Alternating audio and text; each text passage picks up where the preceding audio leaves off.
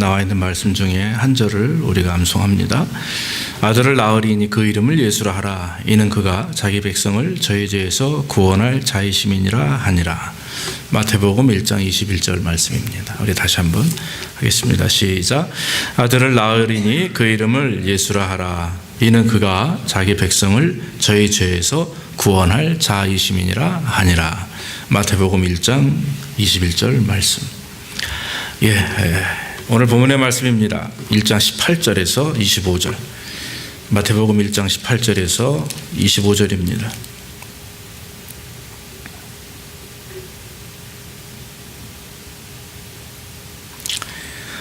예수 그리스도의 나심은 이러하니라. 그 모친 마리아가 요셉과 정혼하고 동거하기 전에 성령으로 잉태된 것이 나타났더니 그 남편 요셉은 의로운 사람이라 저를 드러내지 아니하고 가만히 끊고자 하여 이 일을 생각할 때에 죄의 사자가 현명하여 가로되 다윗의 자손 요셉아 내 아내 마리아 데려오기를 무서워 말라.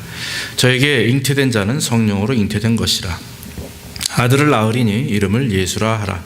이는 그가 자기 백성을 저희 죄에서 구원할 자이심이니라 하니라. 이 모든 일에 된 것은 주께서 선지자로 하신 말씀을 이루려 하심이니 가라사대 보라 처녀가 잉태하여 아들을 낳을 것이요 그 이름을 임마누엘이라 하리라 하셨으니 이는 번역한즉 하나님이 우리와 함께 계시다 함이라. 요셉이 잠을 깨어 일어나서 주의 사자의 분부대로 행하여 그 아내를 데려왔으나 아들을 낳기까지 동침치 아니하더니 나음의 이름을 예수라 하니라. 아멘. 아멘. 오늘은 이 본문의 말씀을 가지고 의로운 사람 요셉, 바로 그 예수님의 육신의 아버지죠. 양부라고 이렇게 표현합니다. 사실 실제 마리아와 결혼해서 낳은 아들이 아니기 때문에 그러나 우리가 그 아버지로 이렇게 말씀을 하죠. 여러분 마태복음 1장 18절에 한번 거기 보시면 16절에 야곱은 마리아의 남편 요셉을 낳았으니 마리아에게서 그리스도라 칭하는 예수가 나시니라 그래요. 보통 마태복음 1장 1절부터 그 남자의 계보기 때문에 아브라함이 이삭을 낳고 이삭이 야곱을 낳았다 하면서 부인의 이름이 나오는 게 아니고 아버지 이름이 나옵니다.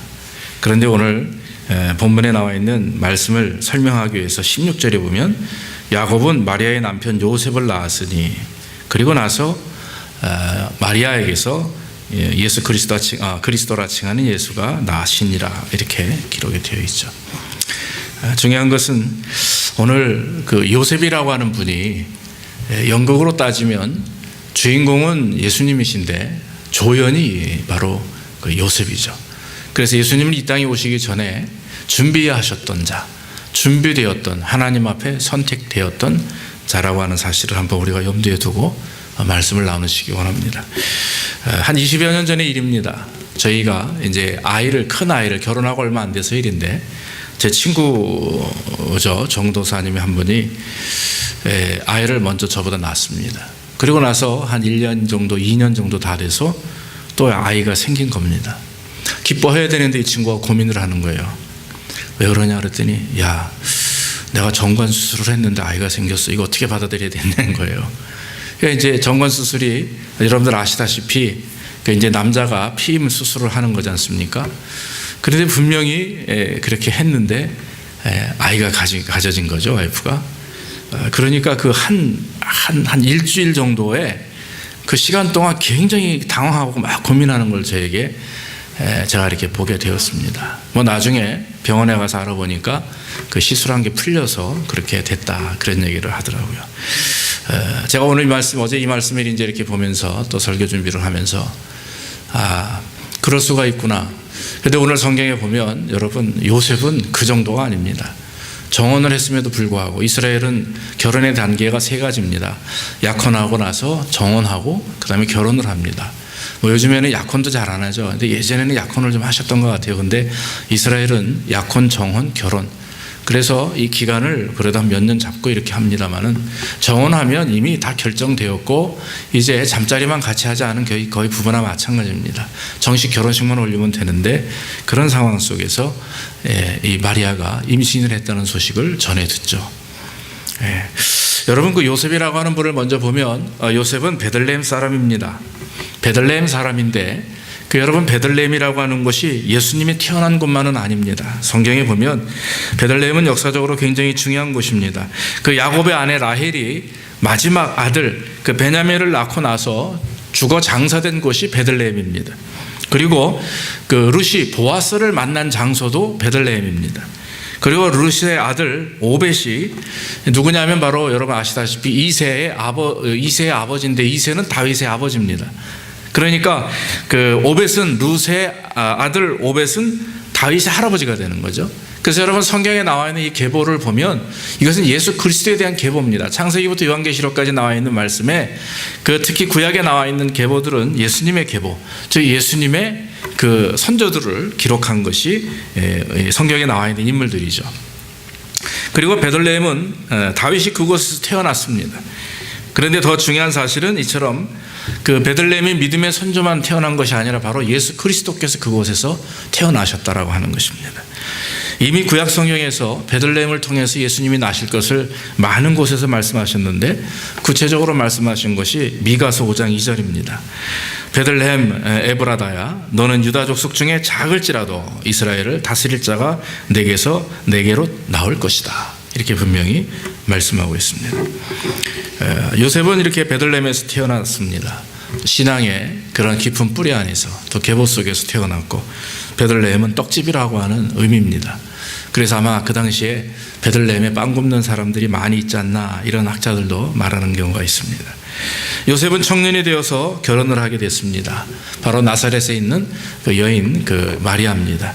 남편은 베들레헴에 있고 이제 거기서 출생하였고, 이 마리아는 나사렛에서 이제 출생을 했다고 합니다. 정혼하기 전에 마리아가 임신했다는 사실을 요셉이 안 다음에 깊은 아마 충격에 빠졌을 것입니다.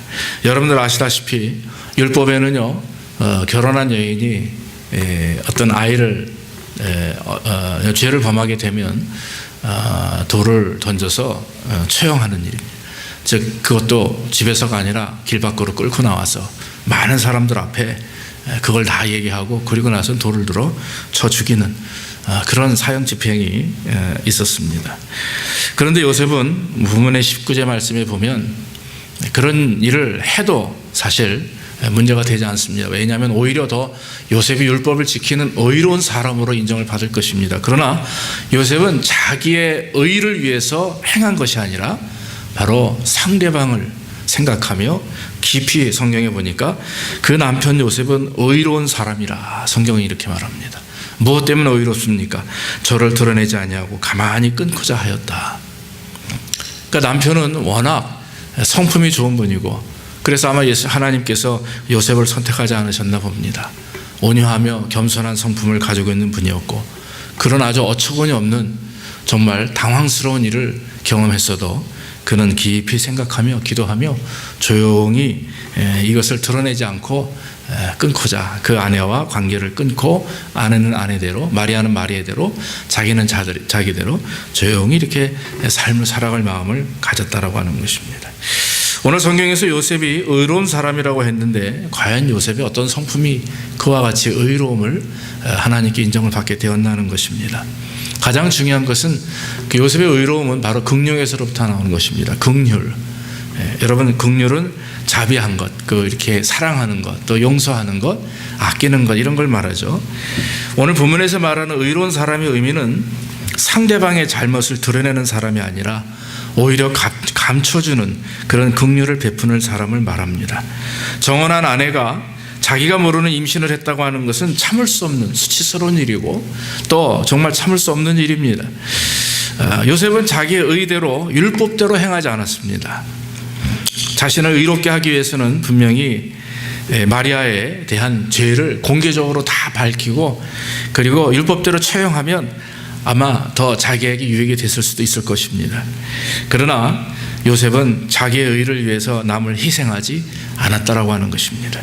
마리아를 살려주기 위해서 마리아의 입장에 서서 가만히 드러내지 않고 끊기를 원했다라고 하는 것입니다. 여러분, 성경에서는 의를 말합니다. 그러면 성경에서 제시하는 의가 과연 무엇입니까? 그것은 우리가 옳게 행함에 대한 의가 아니라고 하는 것입니다. 내가 이것을 행했기 때문에 이것은 옳은 것이다. 내가 주의를 이렇게 행했으니까, 제 말씀에 순종했으니까, 내가 하나님을 온전히 예배했으니까 나는 의로운 사람이다. 이런 모습이 아니라고 하는 것입니다. 의로움이라고 하는 말은 하나님의 의를 말합니다. 하나님의 긍휼하심과 하나님의 사랑을 실천하는 것, 그리고 그 하나님의 사랑과 긍휼을 잊고 내가 그것을 마음속에 품고 그대로 실천하고 순종하는 것. 여러분, 하나님은 공의로우신 분이다 말합니다.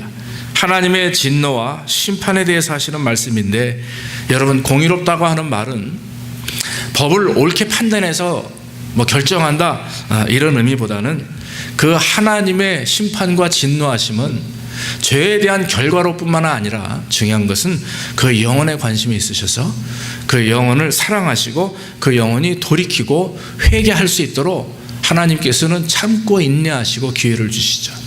그래서 사랑하기 때문에 진노해서 그가 돌아서길 원하고, 사랑하기 때문에 그들을 심판하시면서 회개하기를 원하신다라고 하는 것입니다. 그래서 다윗은 시편 103편 9절에 이렇게 고백합니다.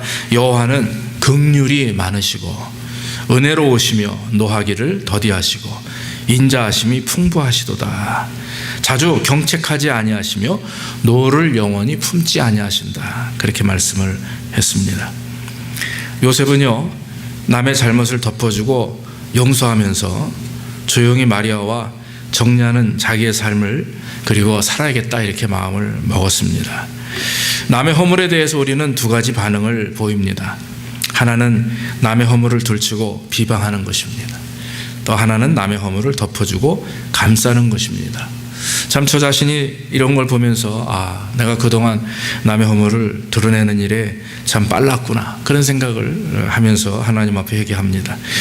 요즘에도 보면 한국교회가 이렇다, 큰 교회 목사님은 이렇다, 여긴 이렇다 저렇다, 계속해서 교회 문제를 얘기하고 또 대형교회를 얘기하고 또 우리 자신의 주변에 있는 그런 우리 눈으로 평가할 때 잘못됐다 싶으면 얘기하는 그런 우리들의 모습을 보면서 이제는 우리 자신 스스로를 돌아보는 그런 기회와 시간들을 가져야 되겠다라고 하는 생각이 듭니다. 남의 허물을 덮어주고 감싸는 사람, 오늘 바로 요셉이 그런 사람이라고 하는 것입니다. 긍휼의 마음이 바로 그런 것입니다. 긍휼의 마음은 하나님의 마음입니다. 예수님의 마음입니다. 다른 사람의 아픔과 고통을 함께 느끼고 이해하는 마음입니다. 예수님께서 산상보훈을 통해서 이렇게 말씀하십니다. 긍휼히 여기는 자는 복이 있나니 저희가 긍휼히 여김을 받을 것이다, 그랬습니다. 남의 허물과 죄에 대해서 긍휼을 베푸는 자는 하나님 앞에서 긍휼을 받을 수 있다고 했습니다. 사랑하는 성도 여러분, 우리 마음속에 하나님의 긍휼하신 사랑과 은혜가 충만하게 되면 우리는 원수까지도 사랑할 수 있는 마음이 있게 될 줄로 믿습니다. 아무리 우리를 속이고 또 아무리 우리를 미워하고 또 아무리 우리를 넘어뜨리려고 하는 그런 주변에 많은 환경과 사람이 있다 할지라도 우리가 그 사람을 용서하고 덮어주고 사랑으로 감싸줘야 될 줄로 믿습니다. 사람을 미워해서는 안 됩니다. 바로 그 사람이 가지고 있는 죄는 미워해야 되지만 그 영혼과 사람을 미워해서는 안 됩니다. 또 성경에 보면 오늘 요셉은 굉장히 사려 깊은 사람입니다. 그 사려 깊은 사람, 생각이 깊은 자였기 때문에 하나님은 그를 사랑하셨습니다. 가만히 드러내지 않고 끊고자 하여 이 일을 생각할 때 아마 이건 잠들기 바로 직전까지 이 요셉이 무슨 생각을 하고 있었는지, 어떤 모습을 가지고 있었는지 우리는 보게 됩니다. 요셉은 마리아의 문제를 가지고 깊이 생각했습니다. 자기가 사랑했고 정혼한 여인이었기 때문에 어떻게 그럴 수 있을까 생각했습니다. 몇 가지 영어 성경을 찾아보니까 think, thought라고 해서 얘기하는 부분도 있지만 consider라고 이렇게 표현한 영어 성경이 많이 있습니다. consider는 고려하는 것을 말하죠. 남의 상황에 대해서 내가 심사숙고하는 것을 말합니다. 고려해보는 것을 말합니다. 그냥 생각하는 게 아닙니다. 깊이 그것을 따져보고 또 남의 입장에서도 또 심사숙고하며 고려해보는 것을 이 성경에서 이 일을 생각할 때 이런 단어를 사용한 것입니다. 조용히 끊고자 했다. 자기보다는 남을 먼저 생각하는 그런 깊은 생각을 가지고 있었던 사람이 바로 요셉이라고 하는 것입니다. 과연 이 문제를 어떻게 풀 것인가? 어떻게 해야 나나 저 상대방 마리아가 상처받지 아니하고 은혜롭게 잘 해결될 수 있을까? 사랑하는 성도 여러분, 우리가 문제를 만날 때마다 특히 관계 속에서 또 사람과의 관계뿐만 아니라 일터에서 또 아니면 어떤 공동체 안에서 우리가 문제가 드러날 때 우리는 문제 해결을 위해서 먼저 하나님의 방법이 무엇인가, 하나님이 원하시는 것이 무엇이며 예수라면 이 상황에 어떻게 하실까 하는 그런 마음을 우리는 가져야 되고 그 부분에 대해서 우리는 깊이 생각해야 될 줄로 믿습니다. 하나님께서는 우리에게 생각이라고 하는 선물을 주셨습니다. 인간에게 주신 이 생각의 선물에는요, 세상을 살아가는 데 있어서 가장 중요한 일입니다. 생각에는 두 가지 중요한 점이 있습니다. 하나는 생각의 방향입니다. 생각을 어떤 방향으로 하느냐에 따라 달라질 수가 있는 거죠. 감사할 수 있는 방향이냐, 원망하는 방향이냐 하는 것입니다. 긍정적인 그런 생각이냐, 부정적인 생각이냐 하는 것입니다. 이해할 수도 있고 오해할 수도 있습니다. 또 화해할 수도 있고 또 더 싸울 수도 있습니다. 어느 방향으로 생각하느냐에 따라서 그 인생의 좌우가 결정된다고 하는 것입니다.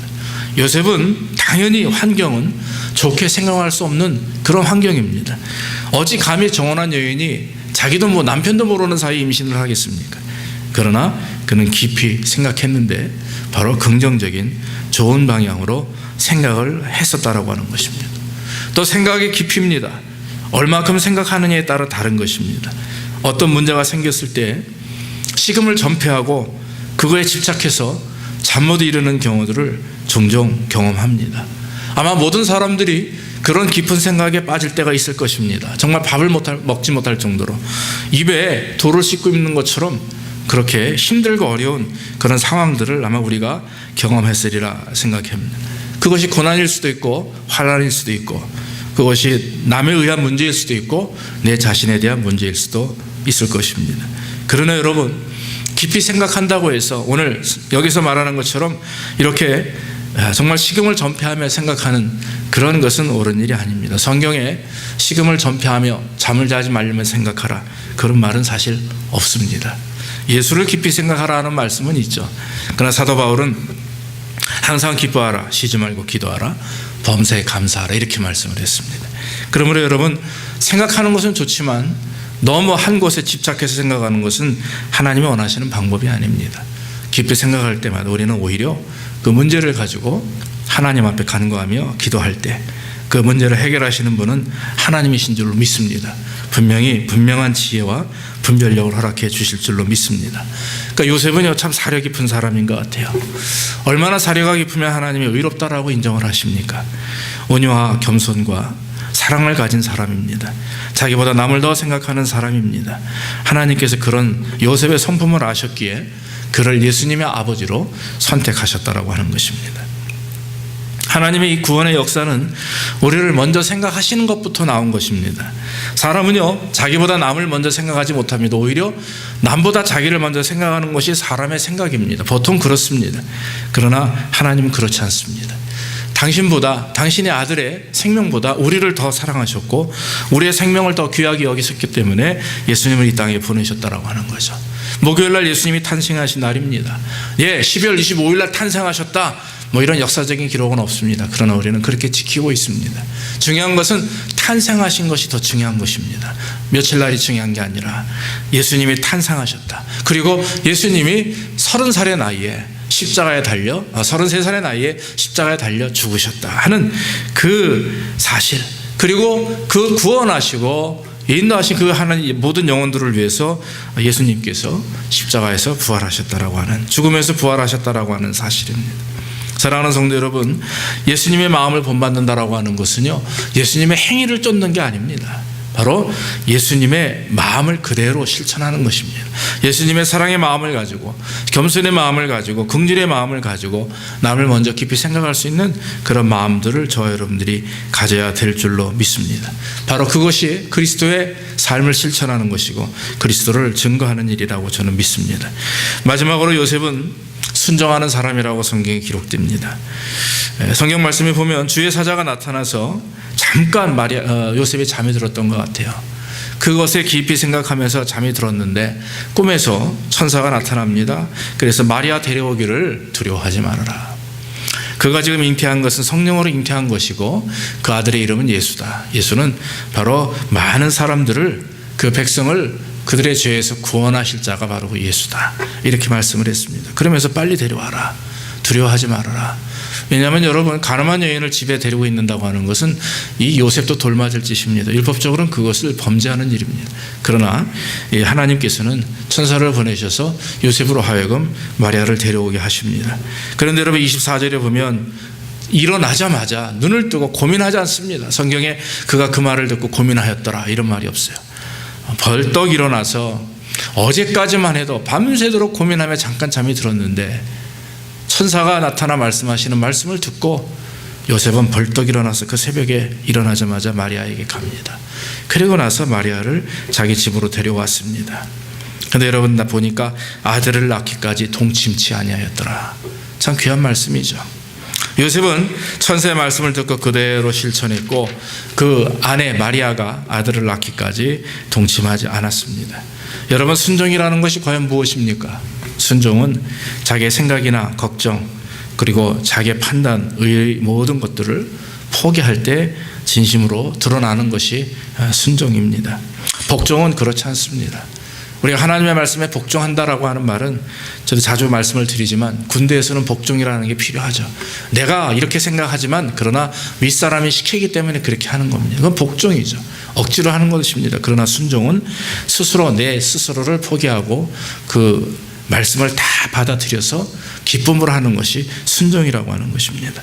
요셉은 바로 순종했다라고 하는 거죠. 복종도 아니고 바로 순종입니다. 잠을 깨어 일어나자마자 마리아에게 다가가서 데리고 옵니다. 그리고 요셉은 그 마리아와 즉 10개월 동안 거의 1년 가까이 마리아가 예수님을 낳기 직전까지 동침하지 않았다. 하나님의 성역에 자기가 개입되어서 또 자기 어떤 육신의 문제가 거기에 개입되는 것을 원치 않았다라고 하는 것입니다. 2장 13절로 14절에 보면 요셉이 얼마나 순종하는 사람인가를요, 성경은 간단히 말합니다. 2장 13절로 14절에 보면 그 예수님이 태어난 그 당시 헤로데 왕에 의해서 로마의 많은 핍박을 받은 이스라엘 사람들이 결국 그 아기를 낳은 그런 예수님을 그 죽이겠다라고 하는 그런 그 선포가 있었기 때문에 결국 그들은 다 이렇게 죽임을 당하기도 하고 그랬죠, 자녀들이. 그래서 저의 천사가 요셉에게 나타나는 말이 요셉의 꿈에 나타나서 아내와 예수를 데리고 아기와 그의 모친을 데리고 애굽으로 가라, 그렇게 말씀을 합니다. 애굽에 가서 피해 있으라, 그런 말씀을 합니다.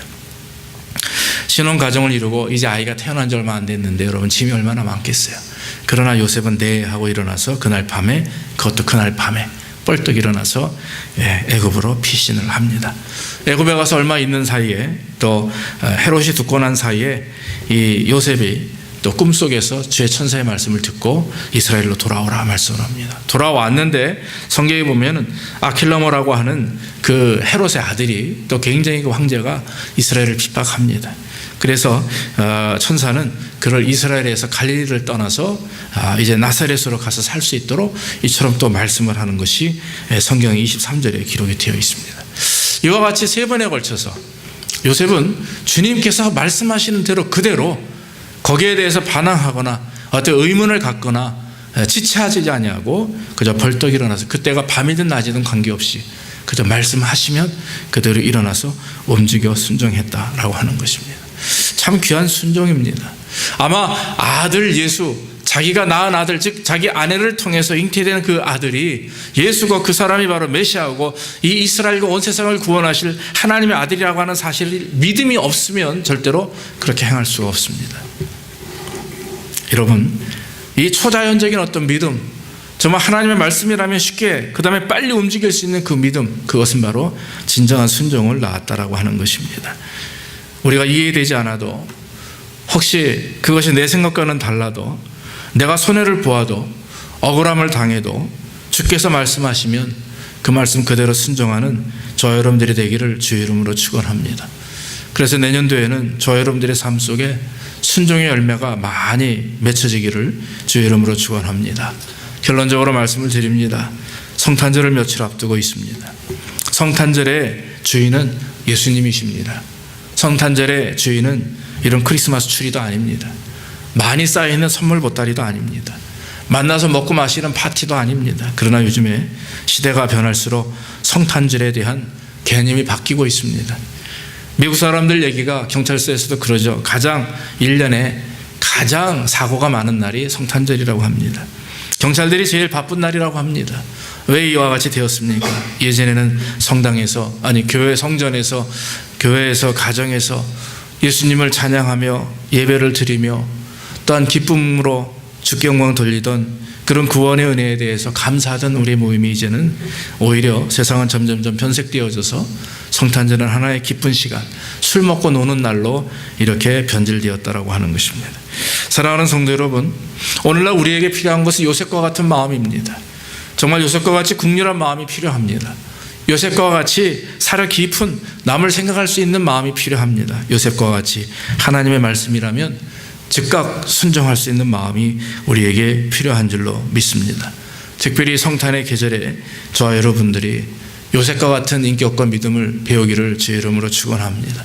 분명히 하나님이 사랑하셔서 그 요셉을 통해서 비록 보잘것없는 목수였으나 그러나 하나님은 그의 성품과 온유함과 그의 믿음을 아시고 그의 순종의 마음을 아시고 이 땅에 예수님을 보내시는 그런 과정 중에 준비된 자로 조연으로 그런 하나님이 세우신 하나님의 종으로 세우셨다라고 하는 것입니다. 모쪼록 이 하나님의 크신 성역에 우리도 동참할 수 있는 기회가 있고 우리도 하나님께서 역사해 주실 줄로 믿습니다. 모쪼록 주님이 사용하시기에 불편함이 없는 아주 깨끗하고 정결한 그런 도구들 될 수 있도록 저 여러분들이 이번 기간들을 통해서 더 기도하며 하나님 앞에 정결함으로 서서 요셉과 같은 그런 준비된 자로 쓰임받는 역사가 있기를 주의 이름으로 축원합니다. 기도하겠습니다.